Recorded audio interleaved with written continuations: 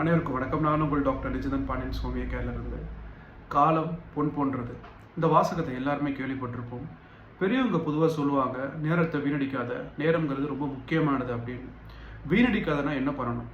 24 மணி நேரம் படிச்சுக்கிட்டே இருக்கணுமா? 24 மணி நேரம் வேலை பார்த்துக்கிட்டே இருக்கணுமா? 24 மணி நேரம் எதையாவது சிந்திச்சுக்கிட்டே இருக்கணுமா? அப்படிங்கிறத பற்றி அந்த வீடியோ குறிப்பாக நம்ம பார்க்க போகிறோம்.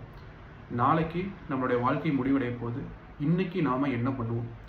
அதை பொறுத்து தான் நம்ம நேரத்தை நிர்வகிக்கிறதும் நம்மளுக்கு நிர்ணயமாகும்.